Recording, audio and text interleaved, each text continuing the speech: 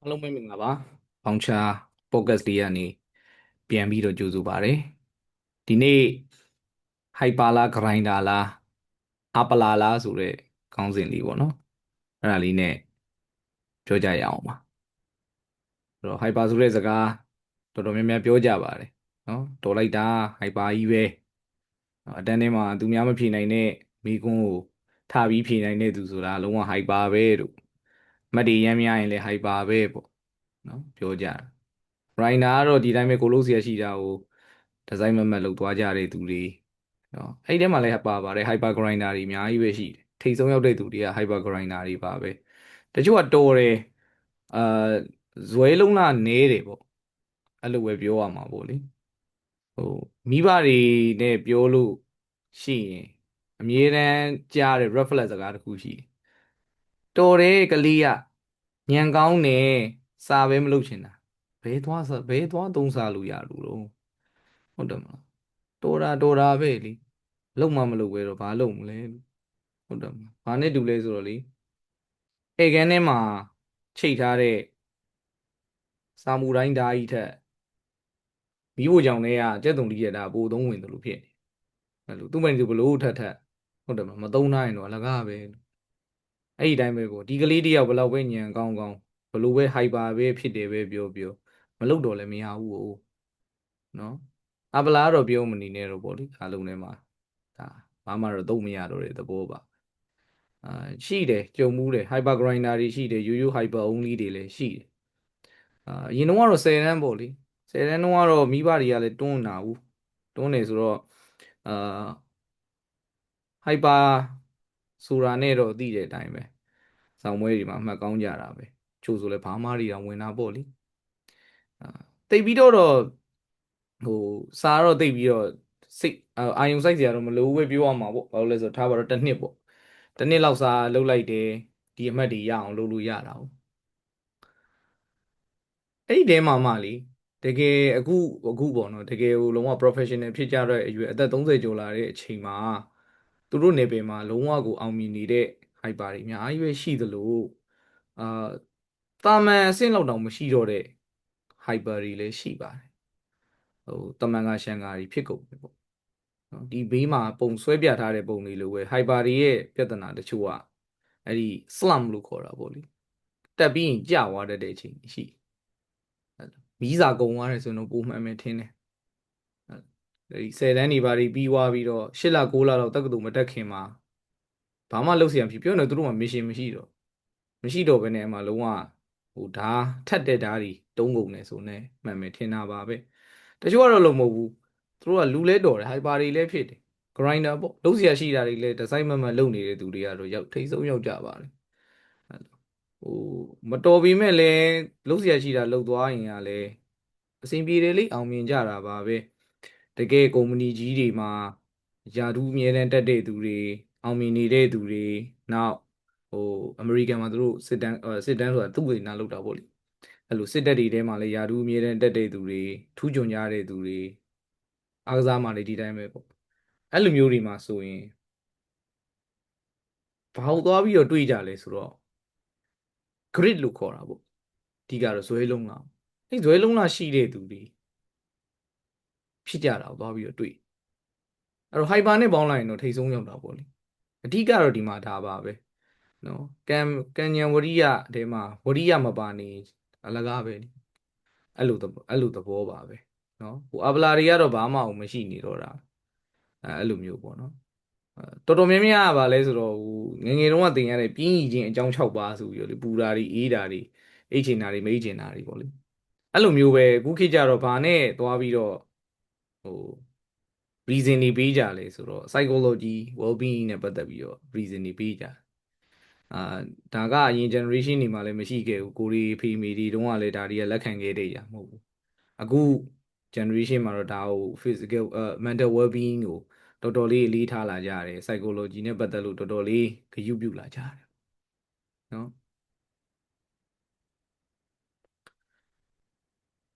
အရင်တုန်းကဆိုရင်နိုင်ငံခြားမှာရှိတုန်းကအမေဖုန်းဆက်ရင်နေကောင်းလားဆိုပြီးတော့မေးတယ်စိတ်ချမ်းသာလားပြောလားဘယ်တော့မှမမေးဘူးအခုတည်းကလည်းမြဲတယ်အမေကိုပြောနေကြ မေးလားလို့ဘယ်တော့မှဘာ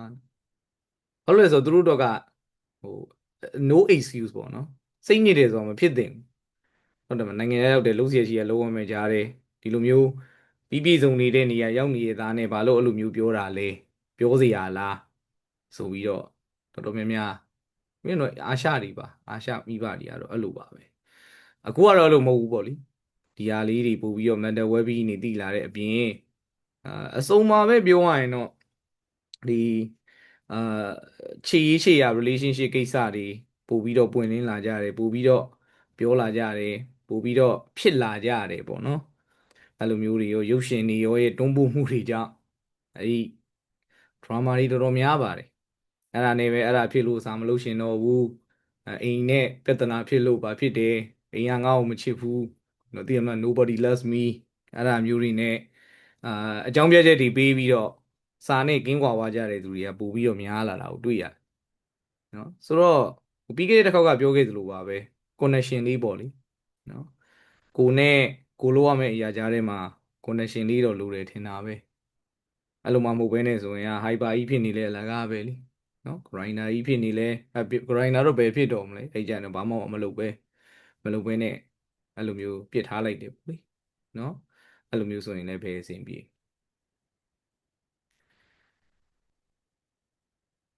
grinder ဖြစ်ဖို့ကတော့ပြီးခဲ့တဲ့တစ်ခေါက်ကပြောခဲ့တဲ့ podcast အတိုင်းပဲပေါ့နော်အဲ့ကိုယ့်ရဲ့အထဲမှာစာလုံးမှုတစ်ခုတော့လိုလိမ့်မယ်အဲ့လိုသူက grinder ဆိုတော့ကြိတ်တာလीကြိတ်တယ်ဆိုရင်ကြိတ်စရာရတော့ရှိမှရမှာပေါ့ဟုတ်တယ်မလားနော်အဲ့ဒါရှိမှရမှာပေါ့အဲအမေရိကန်မှာရှိတဲ့နာမည်ကြီးတဲ့ဟို American football team New England Patriots ရဲ့စကားအတိုင်းပါပဲ work hard နဲ့ do your job တဲ့အလုပ်ကိုကြိုးစားပါကိုယ့်အလုပ်ကိုလုပ်ပါကိုလို့မဲ့လုပ်တွေကတော့အမြဲတမ်းရှိနေတာပဲနော်အလုပ်ဆိုတာတော့လုပ်နေရတာပဲတဲ့တေးတဲ့အထိပဲဆိုပြီးတော့ငယ်ငယ်ကဆရာကြီးပြောဘူးအဲ့ grinder ကြီးတွေဒါကိုတွေလည်းတွေ့ဘူးလိမ့်မယ်အထူးသဖြင့်တသက်လုံးလှုပ်လာတဲ့အဲ့လိုကိုယ့်ရဲ့အဖိုးတွေကိုကြည့်ကြည့်သူတို့တွေလေပင်စင်စားလို့အိမ်မှာငြိမ်ငြိမ်နေပါလို့ပြောရင်နေခိုင်းလို့မရအနေခိုင်းတာနဲ့အဲ့ဒါသူတို့အသက်မရှိတော့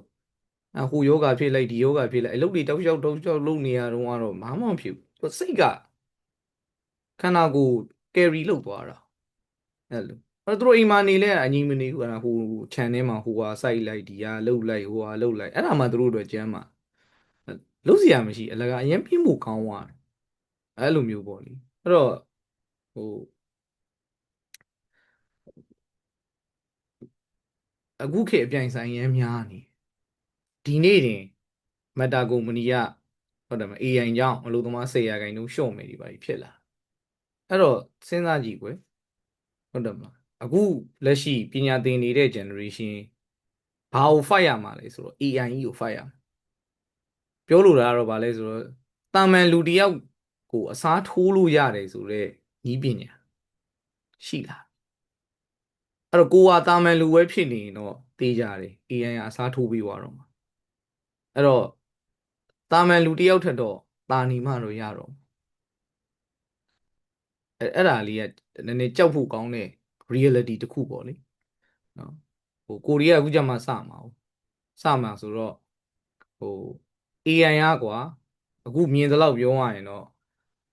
ဟို entry level position လောက်ကိုသူကောင်းကောင်းလုပ်နိုင်သွားပြီပြောလို့တာအခုမှဘွဲရကာစားလူငယ်တယောက်လိုပဲသူလုပ်နိုင်တယ်အဲ့တော့ကြံခဲ့မှာကတော့ဟိုအတွေ့အကြုံအများကြီးရှိတဲ့သူတွေတော့ကြံခဲ့မှာပေါ့လေအခုမှ fresh graduate လေးတွေကတော့တော်တော်လေးကိုလုပ်ကင်ခက်ခဲဟို internship တွေဆိုလဲ technical sector မှာဆိုရင်30%လောက်ထိဆင်းကုန်တယ်ကျသွားတယ်ပေါ့နော်ခေါ်တာတွေ AI နေကြောင်ပဲလေဒါအားလုံးလည်းသိပါတယ် customer service တွေဘာတွေမေးကြည့် AI နဲ့အရင်စကားပြောရတာပဲเนาะအဲ့တော့ကိုကကိုလုပ်เสียရှိတာဒီ grinding เนาะတောက်လျှောက်လုပ်ပါဟိုပြောရတာတော့လွယ်ပါတယ်တကယ်လုပ်ရဖို့ခက်တယ်ဆိုတာလည်းနားလေဟို distraction လည်းများတာ哦เนาะဟလိုစော်စရာ gain တွေလည်းများကြီးเนาะတွားစရာနေရာလည်းများကြီးเนาะချစ်စရာလူတွေလည်းအများကြီးပဲအဲ့လိုမျိုးတွေဖြစ်တော့ဟိုအဲ့ဒီကြားထဲမှာနေဟိုအချိန်ကြီးကုန်ပြီးတော့လှုပ်เสียရှိတာမလှုပ်ဖြစ်ကြတော့တာနော်တခုစဉ်းစားကြည့်ကွယ်ကိုနဲ့တူတူပညာသင်နေတဲ့သူတွေ ကိုယ့်ထက်စောပြီးဘွဲ့ရဝါလုပ်ငန်းဝင်ရင်ဝင်သွားရင်တကယ်လို့လုပ်ငန်းဝင်မှာတွေ့ရင်သူတွေကကိုယ့်ရဲ့စီနီယာဖြစ်မှာနော်အဲ့ဒီအချိန်တွေလက်ခံနိုင်လားသူများရာထူးတက်တဲ့အချိန်မှာကိုကအလုပ်စားလုပ်တော့မယ်ရှိအောင်မယ်ဆိုတဲ့အချိန်တွေမျိုးတွေဒါတွေကိုလက်ခံနိုင်လားနော်ကိုယ့်ကိုပြန်မေးကြည့်ပါနော်အဲ့မိဘတွေနဲ့တွေ့ရင်လေအမြဲတမ်းကြားရတဲ့ reflex စကားတစ်ခုရှိတယ်။ဘာလဲဆိုတော့သားလေးဟာအရန်တော်တာညံကောင်းတယ်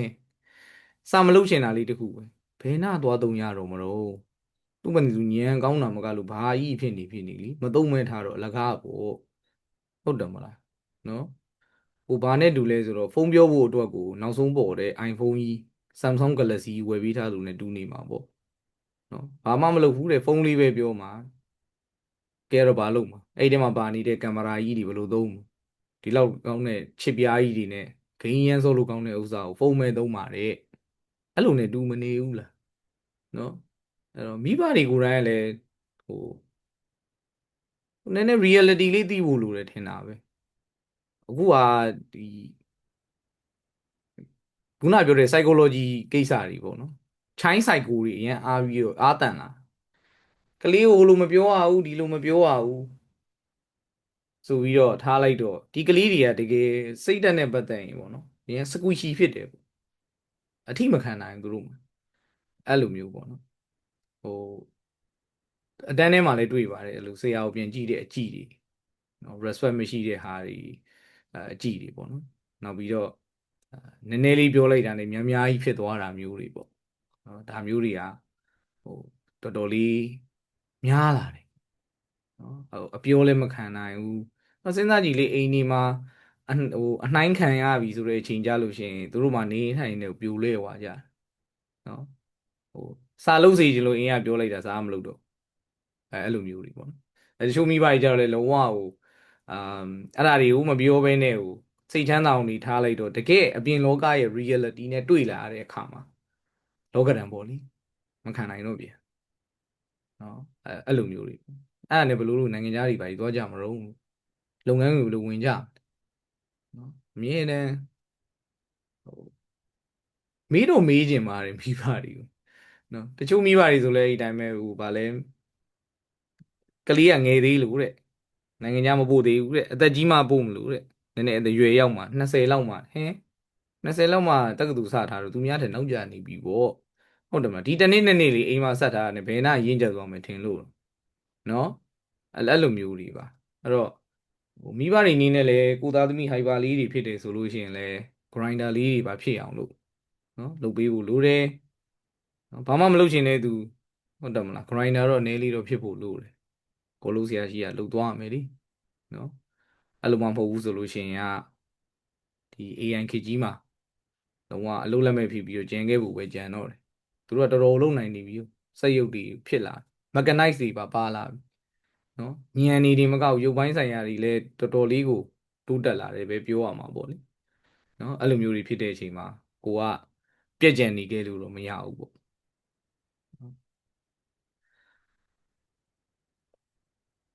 အဲ့တော့လုပ်ငန်းခွင်မှာလည်းဒီတိုင်းပဲ hyper တွေလည်းရှိတယ် grinder တွေလည်းရှိတယ်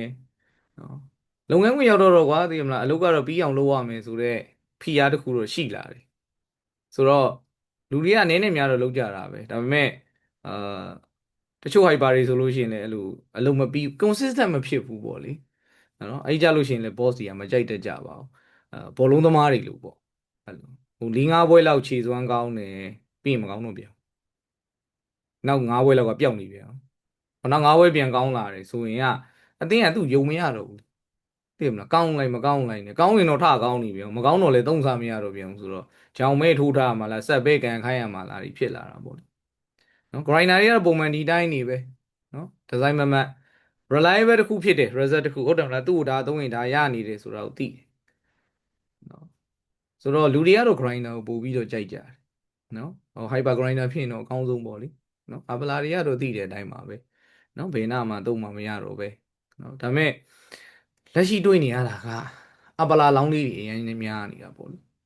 နော်အပလာလောင်းလေးတွေအရင်များတယ်ဆိုပုံမှန်ပါအိမ်က enable လုပ်တာပါပဲအဓိကကတော့လေအချိန်တိုင်းထမင်းကျွေးတယ်အဲ US မှာတော့ဆိုလို့ရှိရင်ဒီအာရှရဲ့လို့တော့မဟုတ်ပါဘူးအတန်းထဲမှာက ဟိုနိုင်ငံပေါင်းစုံကဟိုအဲ့တော့ group discussion တွေပါဖြစ်လို့ပဲဖြစ်ဖြစ်အဲ့လိုအတန်းမစခင်ပဲဖြစ်ဖြစ်အဲ့လိုတယောက်နဲ့တယောက်စကားပြောကြတဲ့အချိန်မှာအဲ့လိုအုပ်စုဖွဲ့ပဲဖြစ်ဖြစ်ပေါ့နော်ပြောကြတဲ့အချိန်မှာအာဘာလဲဆိုတော့အေးငယ်ငယ်တုန်းကဘယ်လိုမျိုးအမှတ်နဲ့အရိုက်ခံရလဲတို့ဘယ်လိုမျိုးအပြောခံရလဲတို့ပြောရင်အကုန်လုံးကြီးကအတူတူပဲကိုရီမြန်မာပြည်ကလာလို့သာရိုက်ခံရတယ်မထင်နဲ့တရုတ်တွေလည်းရိုက်တာပဲအာဖရိကန်တွေလည်းရိုက်တာပဲမက္ကဆီကန်တွေလည်းရိုက်တာပဲနော်အဲ့လိုထမင်းမကြွေးဘူးတောင်ပါသေးတယ်တချို့တရုတ်တွေဆိုလို့ရှိရင်ညသာမစားဘူးလို့အဲ့လိုဟိုဟင်းမစားဘူးဒီဟင်းမစားဘူးဒါမျိုးတွေသူတို့ရှိမှရှိတယ်ကိုရီရှိမှအဲ့လိုမှမဟုတ်တာဟုတ်တယ်ဗျအချိန်တန်စူတော့စူလိုက်တယ်ထမင်းကြွေးစရာရှိကြွေးတယ်နော်အဲ့လိုမျိုးတွေပေါ့နော်ဆိုတော့ဟိုငါကြာရှုံးလို့ဖြစ်တယ်ငါမလုပ်လဲရနေတာပဲဆိုတော့အလိုလိုက်မှုတွေဖြစ်လာတယ်ဖြစ်လာတဲ့အခါမှာအဲ့တော်တော်လေးဟိုဟာဖြစ်ပါတယ်ဟိုကလေးတွေအကိုကြီးကိုသူကြာဆင်းစီတယ်ဆိုတော့ပို့ပြီးတော့မှတ်အနေလေးတော့ tough love လေးတော့နည်းနည်းပါပြဖို့လိုတာပေါ့လေဟုတ်တယ်မလားဘာလို့ဆိုကိုရီးယား US လိုမျိုးချမ်းသာတိုးတက်တဲ့နိုင်ငံတွေမှာမွေးလာကြတဲ့သူတွေမှမဟုတ်ပဲအဲ့တော့အနေနဲ့များတော့ဟိုတာမန်ထက်သူတို့ထက်ပိုပြီးတော့မာရီကျိုးကြီးရှိပြီးတော့ extreme ဖြစ်အောင်နေရတာပဲလေနော်အဲ့တော့အပလာလေးတော့အာမဖြစ်ကြပါနဲ့လို့အဲ့ဒါလေးပဲပြောချင်ပါတယ်နော်တဖြည်းဖြည်းနဲ့အမ်ဒေါ်လာဈေးကြီးလည်းတက်လာတယ်ပညာသင်ကြားတဲ့ဈေးကြီးလည်းများလာတယ်မိဘတွေအနေနဲ့ကြောင်းထားဖို့တော်တော်လေးစဉ်းစားလာတဲ့အခြေအနေတွေဖြစ်လာတယ်အရင်တော့က US လောက်ထားမယ်ဆိုပြီးတော့စုထားတဲ့ပတ်စံကထိုင်းလောက်ပဲရတော့တယ်ထိုင်းလောက်အတွက်ဆိုပြီးတော့စုထားတဲ့ပတ်စံကထိုင်းကိုပို့လို့မရတော့ဆိုတဲ့အခြေအနေတွေဖြစ်လာဆိုတော့ကိုလုပ်เสียရှိတာအများဆုံးလုပ်ဖို့လိုတယ်နော် grinding ပေါ့နော်ဒီနေ့လဲလိုပဲလူကပြင်းနေတာသိရမလားတိတ်လဲနေမကောင်းကျင်လို့ဖြစ်တယ်လေချောင်းလဲနာတယ်ဆိုပြီးတော့တော်ပြီကွာငါ podcast မလုပ်သေးဘူးဆိုပြီးတော့ရွှေ့လို့တော့ရလုပ်ပါမယ်ငါလုပ်လိုက်ပါမယ်ဆိုပြီးတော့ grind ရတာပဲစိတ်ကတော့မပါလာဘူးသိရမလားအဲ့တော့ကိုပြန်မနေ့ပြန်ဆွဲခေါ်ရတာလူဆိုတာကတော့ပထမ podcast မှာပြောခဲ့သလိုပေါ့ဟုတ်တယ်မလား feeling ကောင်းတဲ့အရာပဲနားကျင်နေဂိမ်းဆော့ကျင်နေဘိုးပွဲကြည့်ကျင်နေလုပ်เสียရှိတာဟိုတက်နိုင်သမျှလीနောက်ကိုရွှေ့ဖို့ကြိုးစားတာများတယ်ကိုပြန်ဆုံးမပါငါလုပ်ရမယ်ငါလုပ်ရမယ်ဆိုပြီးတော့မဟုတ်လို့ရှိရင်ကမလုပ်ဖြစ်တော့တစ်ခါရွှေ့ပြီးနောက်တစ်ခါရွှေ့ဖို့လွယ်သွားအောင်ပြောရင်တော့တစ်ခါပြင်းပြီးနောက်တစ်ခါပြင်းဖို့ကလွယ်တယ်လေအဲ့လိုအဲ့ကနေပြင်းနေလန့်ဆုံးသွားအဲ့လိုမျိုးတွေဖြစ်လို့အဲ့တော့ဒီမီးသွေးတုံးဆိုတာကတော့မီးစာမီးသွေးတုံးကုန်ရင်မီးငြိမ်းသွားမှာပဲမီးသွေးထပ်ထည့်ဖို့ကကိုယ်တာဝန်ပဲနော်တကယ်လို့ကိုကဟိုက်ပါဖြစ်တယ်ဆိုလို့ရှိရင်မီးကဝုန်းဝင်နဲ့တောက်တက်တယ်ဆိုရင်ခဏလေးနဲ့ကုန်သွားတတ်တယ်အမြဲတမ်းထည့်နေပါ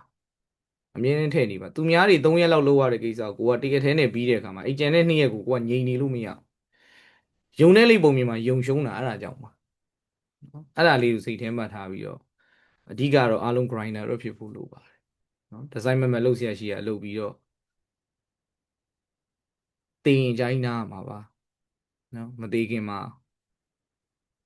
ကိုလုပ်เสียရှိတာကြီးလုပ်ပြီးတော့တက်တောင့်တက်တာနဲ့သွားလို့ရအောင်ကြိုးစားကြရတယ်လူတွေကြီးပဲလေ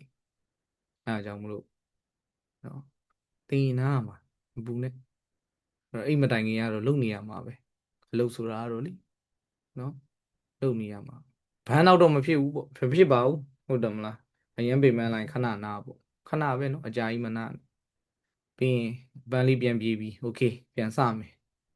အဲ့လိုမျိုးနဲ့သွားပါတေးကြတယ်မချမ်းသာရင်တော့မစင်းရဲပါဘူးနော်ဖေးမှာပဲနေပါအနည်းလေးတော့ထမင်းဝပါတယ်နော်အဲ့ဒါလေးပြောပြီးတော့ပဲဒီနေ့ focus ဒီညီကုန်းချုပ်ချင်ပါတယ်နောက်နေ့တွေမှာလည်းဘာပြောရင်ကောင်းမလဲတော့စဉ်းစားနေတော့မှာပဲเนาะဒီနေ့ဒီကောင်းစဉ်လေးတော့မှအဲ့ဒါဒီနေ့မှစာသင်နေသတိရပါလို့အဲ့နဲ့ကဲဒီနေ့တော့ငါထားပြောမယ်ဆိုပြီးတော့ပြောပြတာပါเนาะဆိုတော့နောက် podcast လေးမှာလည်းပြန်ပြီးတော့တွေ့ကြပါမယ်เนาะအားလုံးဘိုင်ဘိုင်ပါ